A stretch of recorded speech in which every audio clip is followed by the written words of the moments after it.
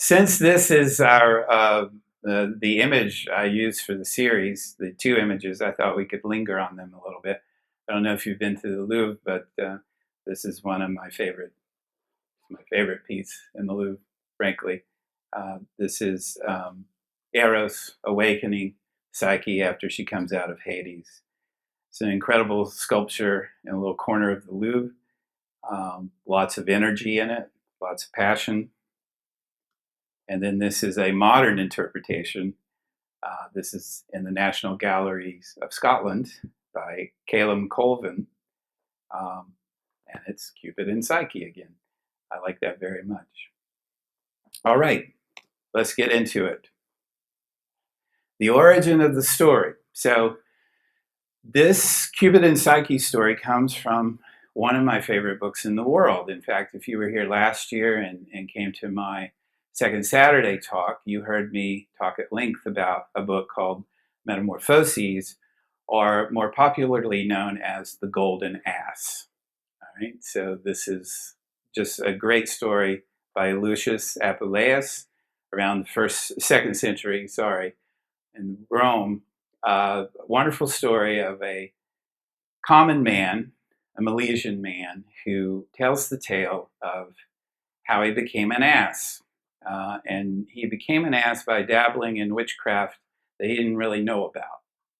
His girlfriend said she knew about it, but all she knew was that she had seen this witch do something. And so, being the brilliant man he was, he said, "Turn me into a bird, my love."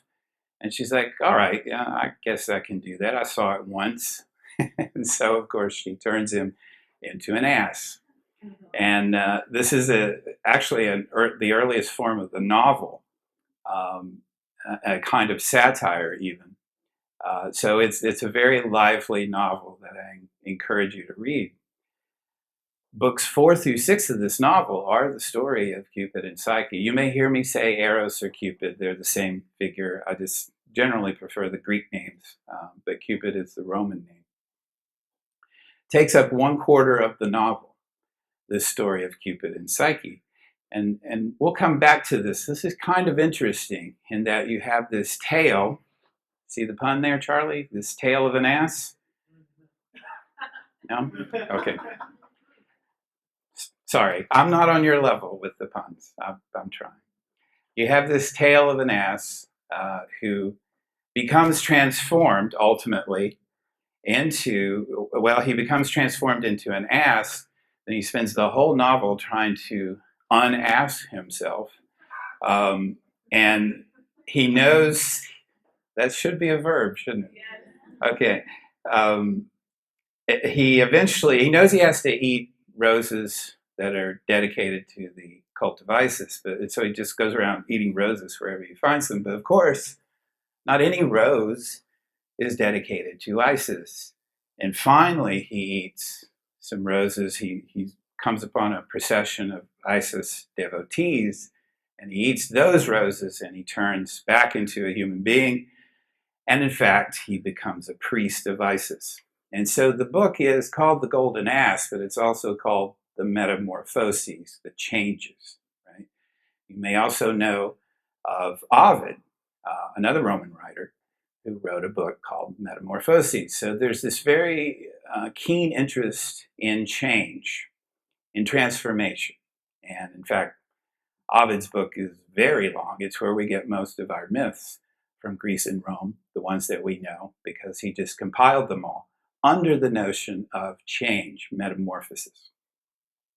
This story, so I want you to know the context, right? So what's happened here is the golden ass, Lucian, has he's gone from misfortune to misfortune, and he's met a woman named Charity, and so these are allegorical names as well. He's met a woman named Charity who was on her way to her wedding, and she was abducted and raped by a gang of robbers, and they are now being held in a cave. And there's an old woman there who's the servant of the robbers, and Charity is going on and on about what happened to her, as you might expect. She was supposed to be at her wedding. Now she's in a cave with these robbers. She's been assaulted, and she's saying, woe is me. And she's right, woe is her. So the old woman there tells her the story of Eros and Psyche, right? So the implication here is transformation, metamorphosis, right? And that's the larger context. So now let me tell you the story. This is my favorite part. I just get to tell you the story. It's so cool. There was a king and a queen, and they had three beautiful daughters. One daughter was more beautiful than the others, and her name was Psyche. And let's just go ahead and say that's the Greek word for soul. Really, it's etymologically closer to breath, but it comes across as soul. So already being invited into an allegorical reading here. So the other two sisters get married. Psyche does not, even though she's the most beautiful woman in the land, maybe because she's the most beautiful woman in the land. In fact, people began to worship Psyche instead of Aphrodite, the goddess of love. Well, if you know anything about Greek gods, if you know anything about Greek goddesses, they get jealous, right?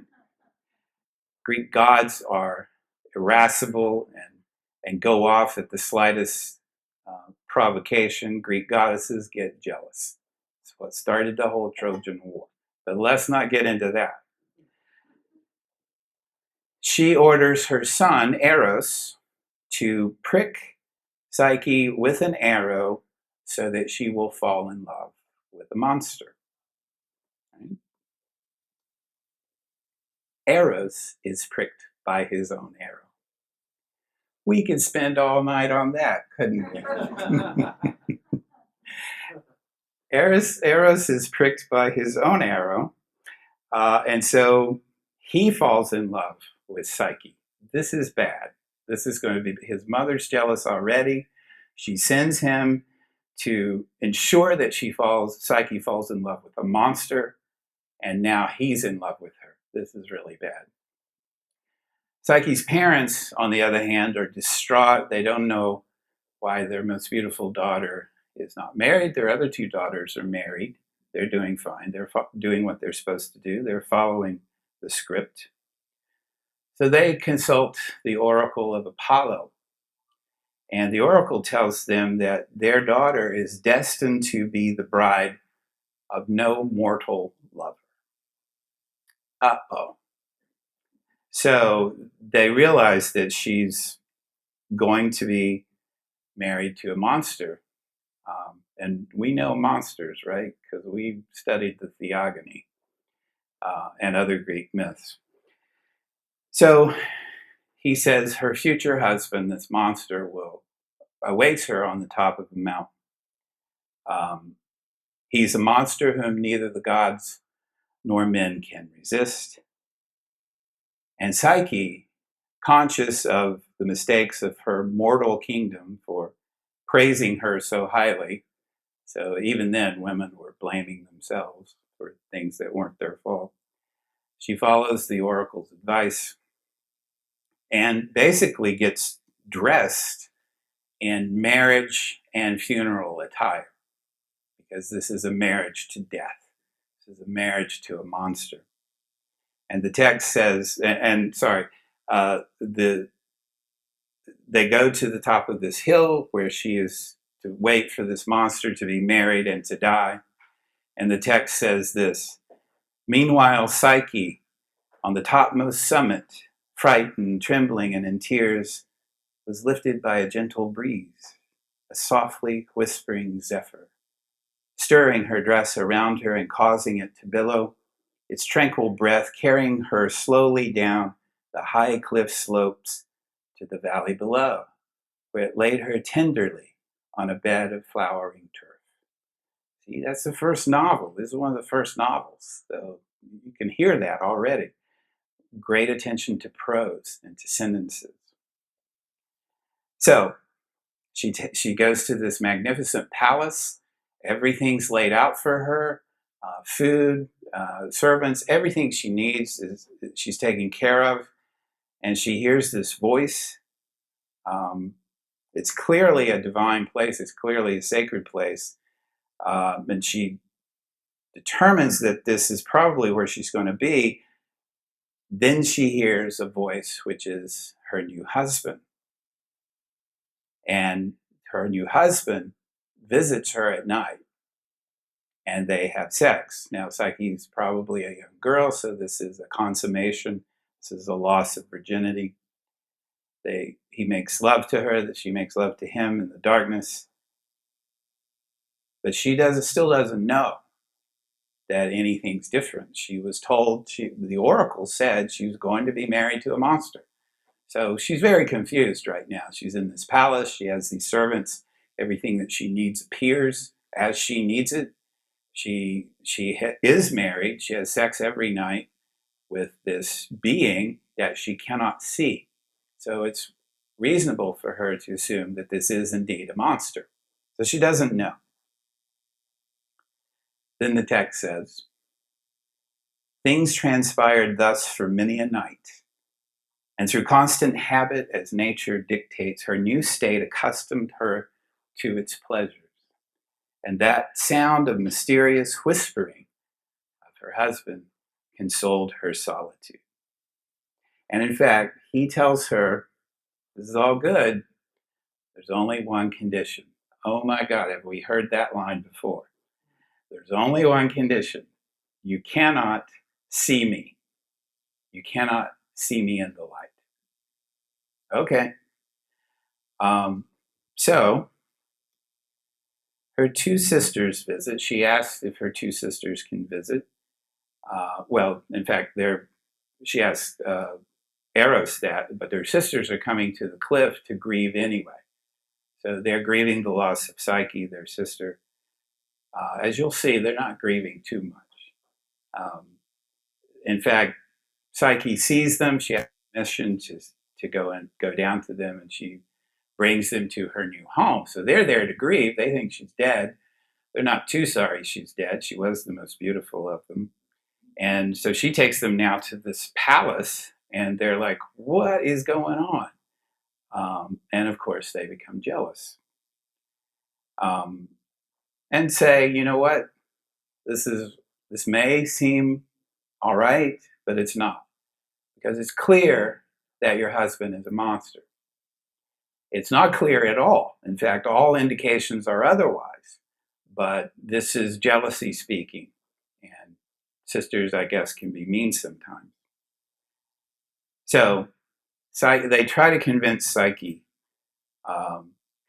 that she's got to find out what's happening here. She can't be the wife, the lover of a monster. They convince her to see him and to kill him, to see and to kill.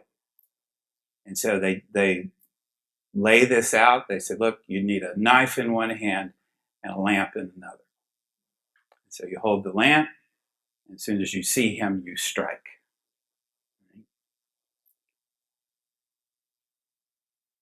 Here's the sisters. Oh, blind, cruel, iniquitous fortune, cried one. Is it your pleasure that we, daughters of the very same parents, should suffer so different a fate from you? Are we, the elder, to live like exiles, far from family, bound as slaves to foreign husbands, exiled from home and country, while you, the youngest, the last creation of our mother's exhausted womb, acquire such wealth and a god of a husband? I love this. Psyche was left alone, except that a woman driven by hostile furies is never alone. In her grief, she ebbed and flowed like the ocean tide. Though the scheme was decided and she determined, still as she drew towards the act itself, she wavered, confused in mind.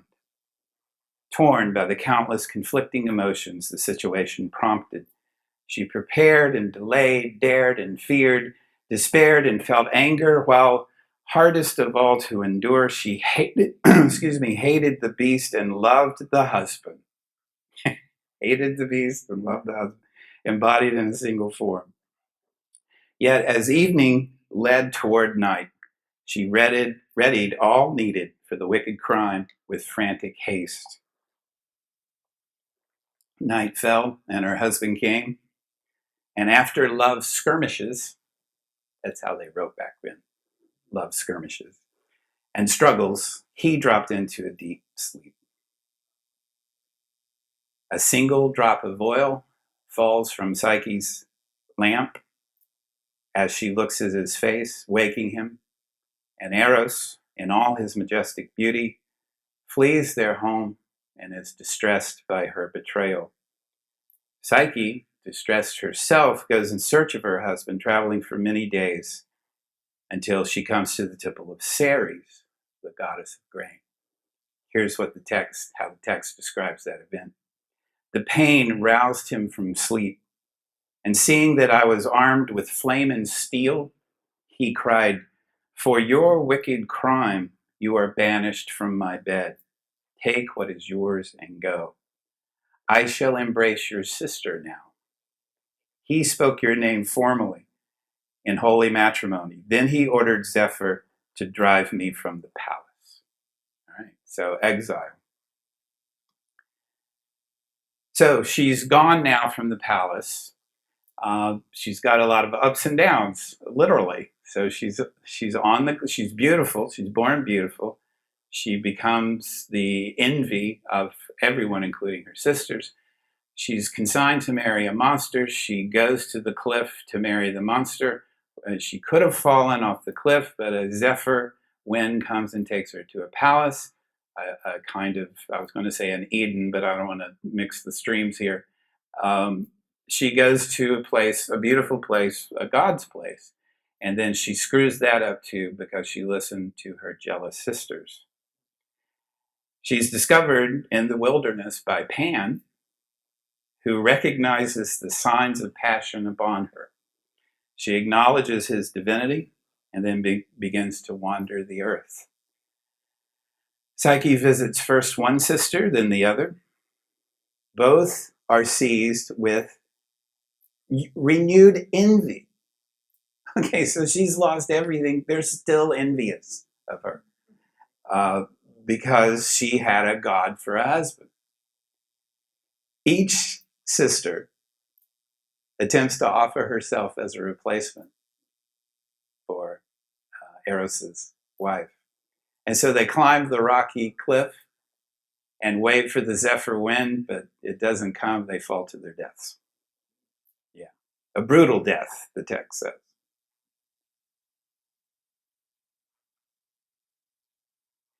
Sweetest Psyche, this is from the text, sweetest Psyche, he said, this is Eros, my dear wife, cruel fortune threatens you with deadly danger, which I want you to guard against in utmost care. Your sisters think you dead, and troubled by this, they'll soon come to the cliff top. When they do, if you should chance hear their lament, don't answer or even look in their direction, or you'll cause me the bitterest pain and bring ruin upon yourself.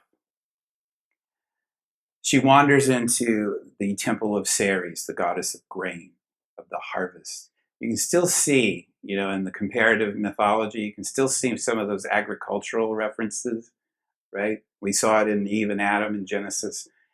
They're there. Sometimes they're overturned, flipped completely, but they're still there. So she needs to visit the goddess of grain because she needs to rise again. Right? So she's there. She sees her temple in disarray. It's not been taken care of. And so she cleans everything up. And the goddess herself notices this and comes and says, "Hey, that was really cool of you to do that. Thank you." And Psyche says, if you could do something for me, Aphrodite's really angry at me, and Eros is really angry at me, and I really just need to find him. He's my love, and I did something very bad, and I want to see him again. And Ceres says, good luck with that, because I am not going to mess with Aphrodite. You're on your own. So eventually, Psyche makes her way to Aphrodite, and Aphrodite is pissed. She's angry throughout this whole story, but we're going to talk about that, about why that might be. And so she's given 4 tasks, right? It's often 3 tasks, in these stories, but I think you'll see why the fourth is maybe different. First, she must sort an enormous amount of seeds all in one evening. And this is impossible. But in fact, ants come to her aid, whole army of ants, and they say, yeah, we can fix this for you. What do you need? And so the ants all rush around and they sort the grain. And Aphrodite's like, wonder how she did that. All right, fine. Here's another task. There's a flock of sheep who are raging. I mean, I love that image, raging sheep, right? But I guess these were badass sheep, and they had golden wool. And so Aphrodite tells Psyche to go fetch some of that wool. Well, again, how are you going to do that? These are raging sheep. They're angry, and you can't catch them. So she goes to where the sheep are, and she's kind of scoping things out. And there's a reed by the riverbank, just a reed, just a plant there. And he tells her what to do. And he says, let them run around, just stay hidden, and then when they're gone, when they run through these bushes, it catches some of their wool. So all you have to do is just go to the bushes and gather the wool. Done. She's like, oh, thank you, that's awesome. It's a Greek translation.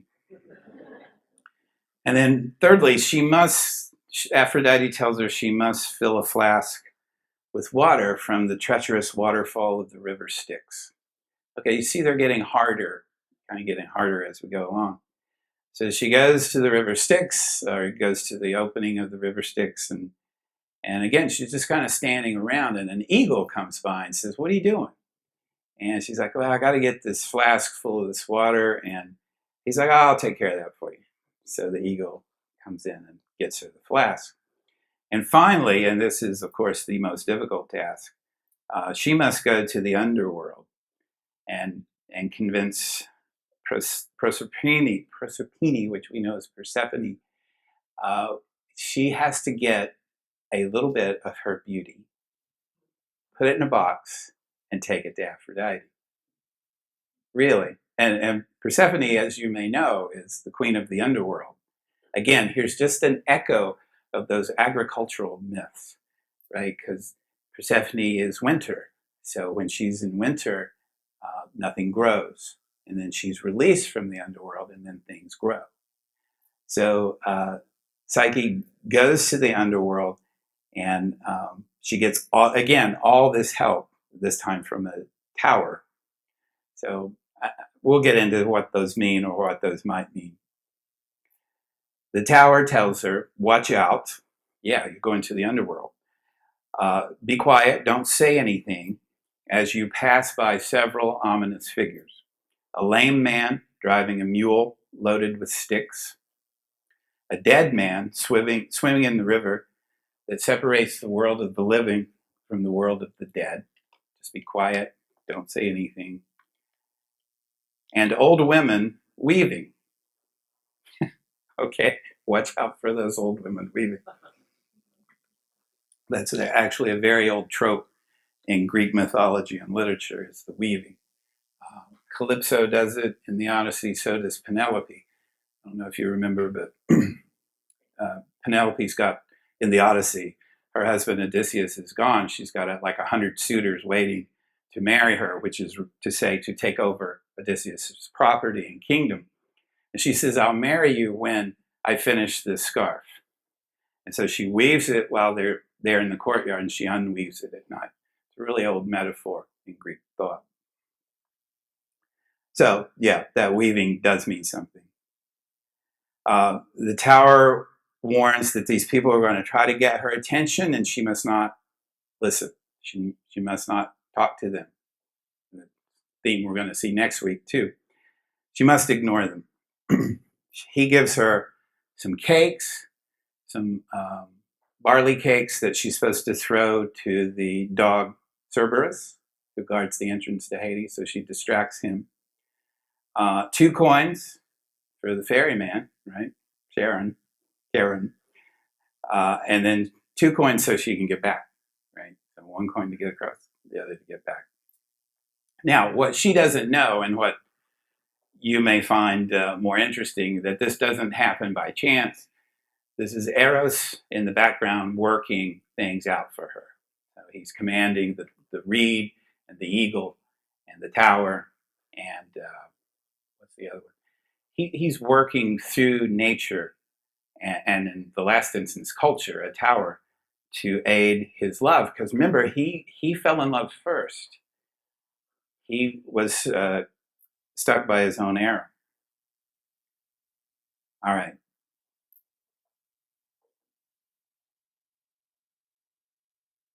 And then there is the wonderful scene where she comes out of Hades and she's got the box of Persephone's beauty, right?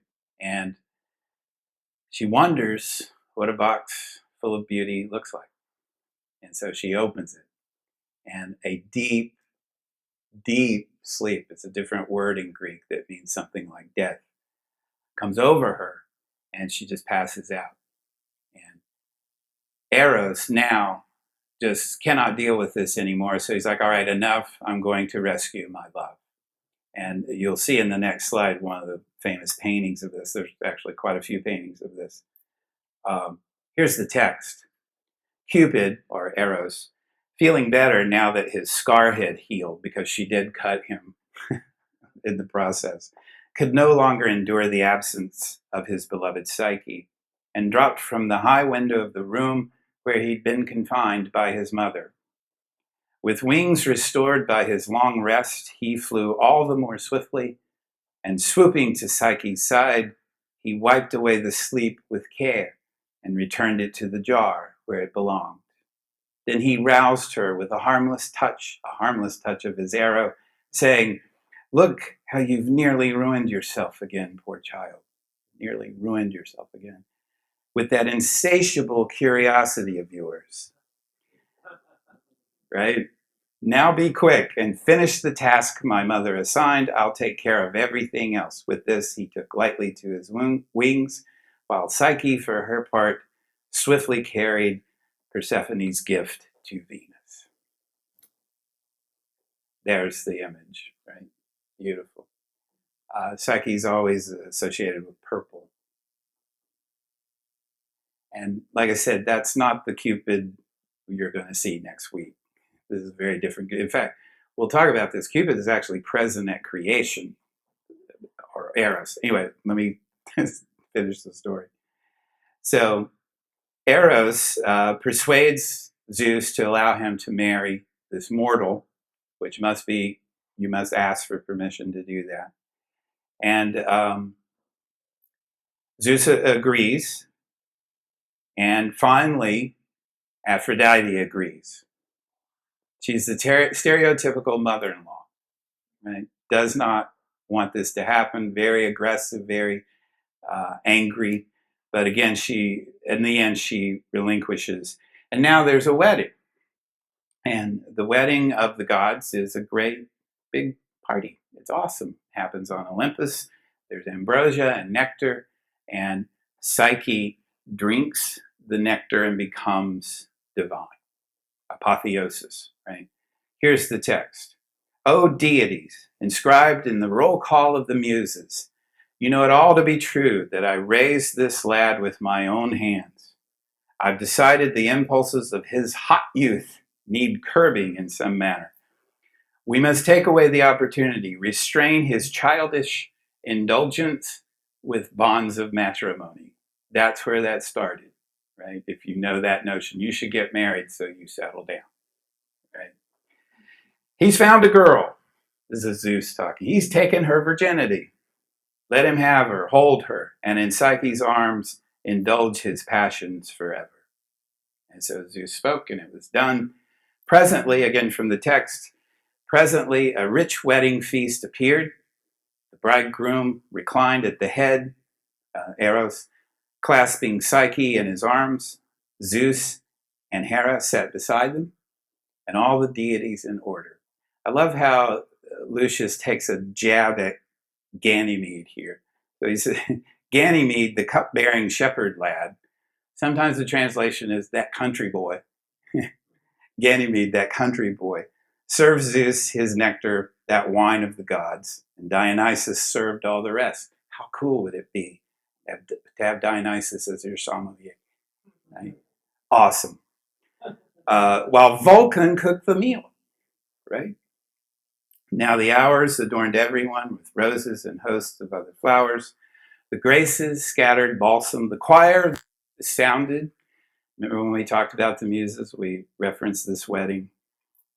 Apollo sang to the lyre, and Aphrodite danced charmingly to that outpouring of sweet music, arranging the scene so that the muses chimed together, and a satyr fluting away, and a woodland creature of Pan piping his reeds. So Psyche was given to marriage in Eros according to the rite. And when her term was due, a daughter was born to them both, whom we call pleasure. The soul, desire, pleasure. All right. Nice little story. Wonderful story. What does it mean? Well, it's obviously an allegory of the soul in some sense. I think probably Lucius meant it that way, the teller that we're dealing with. So psyche equals soul. That's what it means. Eros means desire. Pleasure is born of the soul and desire. As I said at the beginning, I think this is designed to be Lucius, the golden ass, and his transformation into a servant, a priest, in fact, of Isis. Again, metamorphoses, transformation. It's very Neoplatonic in the sense that you're rising above the corporeal, you're rising above the material plane into the heavenly plane, because the material plane in Gnosticism and in Neoplatonism is corrupt. It's obviously corrupt because it changes. And the permanent, the ultimately real cannot change in Neoplatonism and Gnosticism. And so this is a little allegory of the soul rising, right? Psyche, the soul rising, and finally she's with the gods. There's some other interesting interpretations. Catherine, are you here? I think I saw you coming. We were trying to think of the name of this book, and it's Eric Newman's Amour and Psyche, 1956. And he says that, I don't know if you remember when Will Lynn was here, and he talked about the hero's journey, and I think it was Stephanie and Amanda maybe were asking about what's the female hero's journey. Well, Newman says it's this. It's the Psyche story.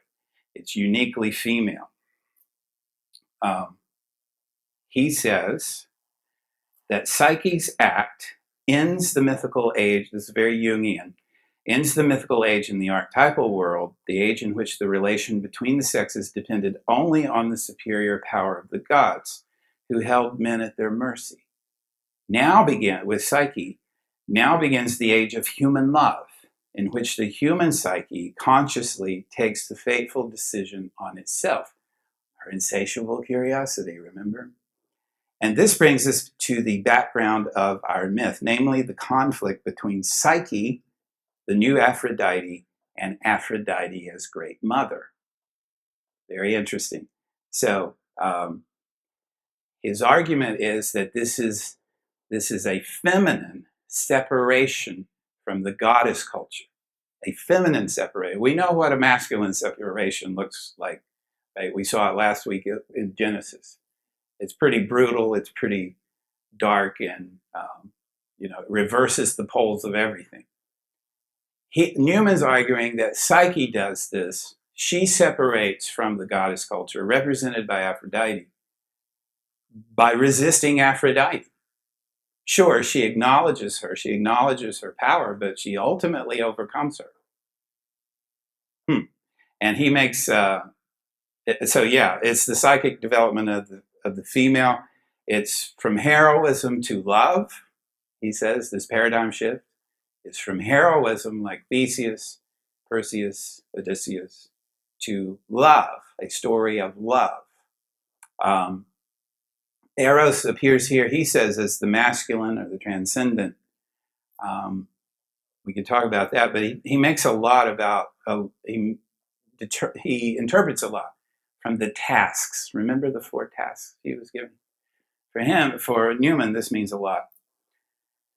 He says, first, Psyche must sort out a seemingly impossible mixture of grains. Newman says that the mounds of seeds symbolizes an uroboric mixture of the masculine. Okay, he wrote that, I didn't write. Uroboric mixture of the masculine. Who knows what an Ouroboros is? Yeah, it's the snake eating its tail, symbol of the divine feminine, symbol of the great mother, symbol of the East as well, symbol of serpents in life that we talked about last time with Genesis. How serpents and women go together because they both represent life. Women they are life, they provide life. The serpent continues its life by shedding its skin.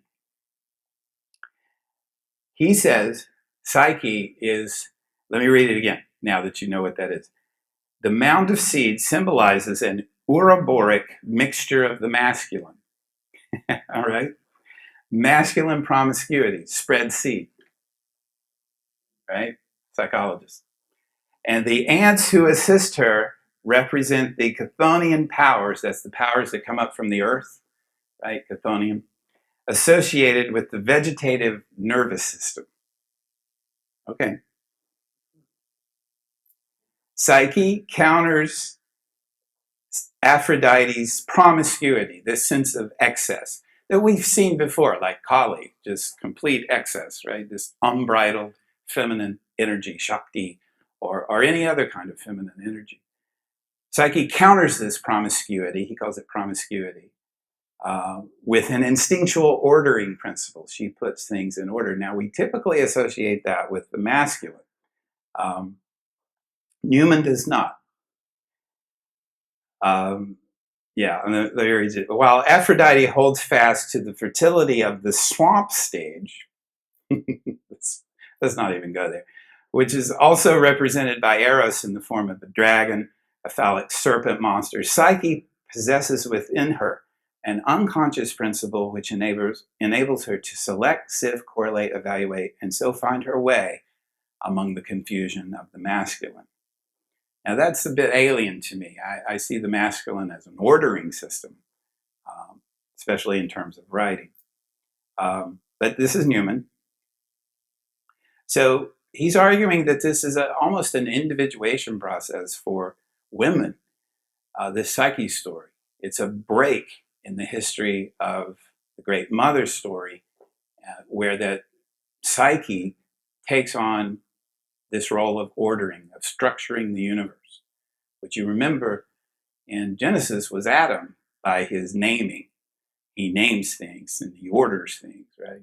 Or even in the P story, the first story in Genesis, and God saw that the light was day, and he said it was good, darkness, night, evening, morning, first, day, right? Ordering. That whole story is about different kinds of ordering. Okay, I think you can probably see where he's going with this. In the second task, Psyche must gather wool from dangerous sheep. Newman sees the rams as the destructive power of the masculine. Quote, the negative masculine death principle as experienced by the matriarchate and the reed which aids Psyche as the feminine vegetative wisdom of growth. All right, the feminine wisdom is to wait, to avoid confronting the rams, masculine, directly. That rings true for me, is that women can wait perhaps better than men. And in fact, may need to do that in order to deal with men at times. You all can comment on that as you see fit. All right, I'm not going to keep going. I think you see where this is going. It's highly symbol-laden interpretation, right? Which you can take or leave. But we also have Bruno Bettelheim, The Uses of Enchantment, 1975, who sees a lot in the symbols as well. I mean, this is Jungian analysis. This is mythological analysis. You make much of the symbols, and you should. This is Bettelheim, quote, in regard to the lamp. The story warns that trying to reach for consciousness before one is mature enough for it, or through shortcuts, has far-reaching consequences. Consciousness cannot be gained in one fell swoop. In desiring mature consciousness, one puts one's life on the line, as Psyche does when she tries to kill herself in desperation. I forgot to tell you she tried to do that. The incredible hardships Psyche has to endure suggests the difficulties that human beings encounter in the highest psychic qualities, Psyche, are to be wedded to sexuality. That's actually a very old notion that he's right about, where sexuality, at least before or without the influence of the Eden story, is a symbol of development, spiritual development at the very least, enlightenment at the most. And why wouldn't it be, right? Because the sexes are dual, and they represent, when the sex represents the union of the dual, the one. That's what most of these stories are about, getting to the one. Bettelheim makes much of the animal husband. He calls it the animal husband. So remember, she's initially betrothed to a monster, monsters always have some animalistic characters. But so does Eros, in a way. I mean, he has wings. He doesn't there, but he has wings. So he's like this hybrid. And Bettelheim says, to begin with, the prediction that Psyche will be carried off by a horrible snake gives visual expression to the inexperienced girl's formless sexual anxieties. These are psychologists. So it's going to be about sex. And Bettelheim says that for a young girl who's not had sex, that her first sexual encounter must appear monstrous because it's the projection of her anxieties about sex. The funeral procession, which leads Psyche to her destiny. I love that image. I mean, it's kind of dark, but I love it. The marriage funeral procession suggests the death of maidenhood, a loss not easily accepted. The death of childhood, ultimately, is what that is. It's a puberty, right? And there is a kind of death involved in puberty. The readiness with which Psyche permits herself to be persuaded to kill Eros, with whom she cohabits, indicates the strong negative feelings which a young girl may harbor against the man who has robbed her of her virginity. 1975, just saying. All right. Now, the end of the story for Bettelheim is sexual fulfillment. One woman has overcome her view of sex as something beastly. She's not satisfied with being kept merely as a sex object or relegated to a life of leisure and relative ignorance. For the happiness of both partners, they must have a full life in the world and with each other as equals. That these stories convey is most difficult to achieve for both, indeed, but it cannot be avoided if they wish to find happiness in life and with each other. Okay. Finally, this is really interesting. Lee R. Edwards, her book Psyche as Hero, Feminine Heroism in Fictional Form, 1979, and she's taking issue with Newman, Amor, and Psyche. Here's what she says, that the structure is meaningful in itself. The young lovers as beautiful maiden and handsome youth. The inadequate or even hostile older generation, the separation of the pair, which results in the hero's quest and the trial by testing, the successful completion of seemingly impossible tasks, right? We know this story. The reunion in love and marriage of the initial couple grown older, wiser, and more worthy of each other's love, and the promised continuation of a newly established social order by what? By the birth of a child, right?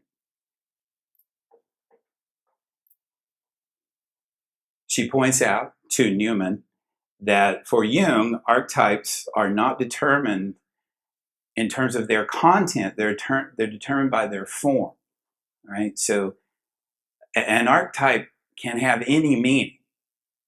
It's simply a certain form. And if you look at history of world mythology, many meanings have been put into these archetypes. So she wants to warn Newman about gendering these archetypes, right? Which I think is a fair warning. So her argument, Lee Jacobs, is that this is not about female heroism, this is about heroism. So there's nothing uniquely feminine about this story, she says. She belongs with Odysseus, which is an interesting argument, isn't it? She says, what Newman fails to see, despite the brilliance of his analysis of Psyche's dilemma and resolution, and it is a well-known and well-received book, is that Psyche is not simply the female self on a quest for a particularly feminine kind of individuation, but it is rather the emblem of humanity whose actions, like those of Achilles, Odysseus, and Hamlet, and Ahab, resonate for all of us regardless of sex or gender. Newman's account of Psyche's hostility toward her sexuality, her fearfulness, passivity, and final apparent failure may be correct, but in emphasizing these characteristics as exclusively hers, he ignores what is most important and interesting about the tale, namely its presentation of Eros as sharing precisely the same qualities of Psyche. So she goes back through and rereads the story after Newman and says, hey, Eros has the same issues. Besides, he's a mama's boy, right? He has my issue, Psyche's issues, and he has other issues, right? So this was a wonderful moment for me. I hope you'll permit me. So one of my mentors at Emory University when I got my Ph.D. was Walter Reed. He was chair of the English department. And Walt's just a good guy. And he's one of those guys you want to have a beer with. He'll never talk bad about anybody. So I'm reading Lee Edwards on the Psyche as hero, and I come across this passage. In discussing what he calls romantic heroism, Walter Reed, so I immediately stopped and wrote Walt. Dude, you're still alive. You're still out there. People are reading you, or at least I'm reading you. Walter Reed suggests that the heroic character, and I didn't realize this is very good. The heroic character tends toward freedom from the confines of plot. The heroic character overflows plot devices, which is why so many movies suck. Because they don't overflow the plot device. They fall right in line with the plot device, right? I'm looking at you, Marvel. Sorry if there's there's probably some people here. There seems to be something in the very nature of the hero, Reed suggests, which is incommensurate with any pattern of action externally perceived. Interesting. So we can't see the hero. We can't put the hero in a box. The hero is, by definition, outside of boxes. I like that. And so gender's not going to apply either, which is Edwards' point. This lack of correspondence between heroism and causality, the hero's apparent excessiveness and desire for radical change, is one factor that produces distance between the hero and the surrounding society. And if you see anything in this story, it is that. Eros is in conflict with Aphrodite. Psyche's in conflict with her family and her society. There's a whole interpretation about how this is about marriage and Psyche's reluctance to enter into marriage. The hero is outside of that, the desire for radical change. And that makes him or her exiled from society, or at least at odds. But present psychological and literary theories, Edwards says, do not account for heroism in terms of this movement from cultural stasis to a newly constituted society, because that's what this is about ultimately. It's not about one person, it's about order. Let me say it again. This movement from cultural stasis through love, Eros, amour, to a newly constituted society characterized by openness and a revised definition of the communal order. You have my attention. Very interesting. We like the hero's journey because it fits a pattern, and I think that's fine. But we don't understand the hero's journey unless it overflows the pattern, unless it disrupts the pattern, unless it's outside of society. You may recognize some things from this story. Beauty and the Beast comes from this story, right? Cinderella, you probably heard that at the beginning, the three sisters, and two of them are bad. Rumpelstiltskin from the Brothers Grimm, Little Mermaid, Hans Christian Andersen. Some of you may be C.S. Lewis fans, right? C.S. Lewis. Till We Have Faces, his only, well, his not his only novel, but his most beloved novel for him. He retold this story. In fact, the subtitle of Till We Have Faces is a myth retold. Of course, he's going to put a Christian spin on it, but that's okay. It's a really good novel. And then, I never thought of this. So this is not my idea, but I actually found an article that argues pretty convincingly that The Devil Wears Prada is a retelling of the Cupid and Psyche myth in terms of Aphrodite and Psyche. So you know who's who there, right? It's a story, this scholar argues, of mentorship, of female mentorship. I don't know. For us, I think we know. This is about metamorphosis. We talk about metamorphosis here every Tuesday night in one way or another. Separation of the old Van Gennep cycle or stages, separation from the everyday world, initiation into a new world where you're disoriented, lost, and you may die. Return to the old world, which isn't old at all because you're new. And so there's a return to order for Psyche, but the old order wasn't actually ordered. The new order, notice the description of the marriage on Olympus. Everything's in order, right? Everybody's where they're supposed to be, right? Zeus, Hera, that country boy's right there. Everybody's where they're supposed to be. Order. This is also a creation story, right? Creation stories are about order emerging from chaos, right? So yeah, I think this is about metamorphosis. It's about change. It's about the gravity of the familiar, which we all feel.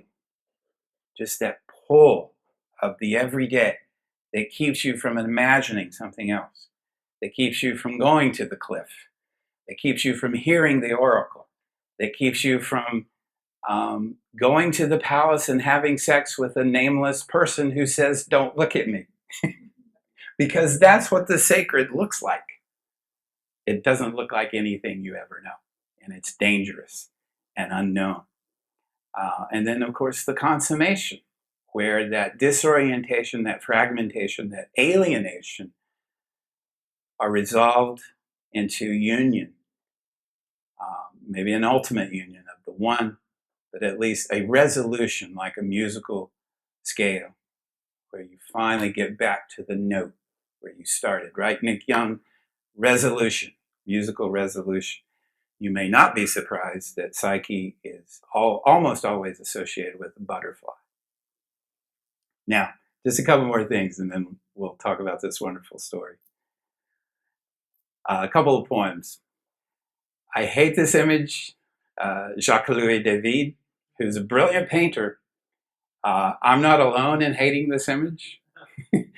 I did read an article that shows the nuances of this image, but I just can't get past Eros looking like he's a dumbass teenage boy who just had sex for the first time, right?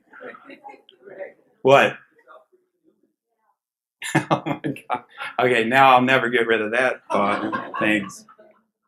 So here's a poet named Sarah Barber who wrote a poem called Cupid Leaving the Bed of Psyche, parentheses, after Jacques-Louis David's Cupid and Psyche. So she kind of hates it too, but I thought it was cool. Under her body, he's caught his wing. That's how you know it's morning, and time, the god of love, made his exit. He rolls her over, grinning, as he'll do again forever, since the rising action of the sun is just one more dart in his erotic arsenal, a plaything for tracing the bones of the shoulder or tangling tomorrow in her hair. Ah, was the night so short again? Have we come to the dangerous time when somebody is waking a little too quietly while the other sleeps? In the myth, wax falls from a candle. If they're both awake now, it's time you made the classical gesture. Leave. That's Edvard Munch, by the way, Cupid and Psyche. And this is a poet named Leah Bobbitt, which I like very much. She was always the cerebral one. He was a tumult, a tempest, a true tribulation. But for him, she learned accounting to sort lentils, husbandry to pluck golden fleece, physics to contain beauty in a box. She was always the cerebral one. A scholar, he loved her for her mind. Her mother said she could do better. Her father told her it would all end in tears. But she shivered with the memory of stolen nights. He set her afire with inspiration, appreciated her beauty in the most basic ways. But he loved her for her mind. They only ever had one argument. It was many years later, after the ambrosia had burned through her veins. He sulked for a week. She hid in her books. She had called him a mama's boy. Thank you.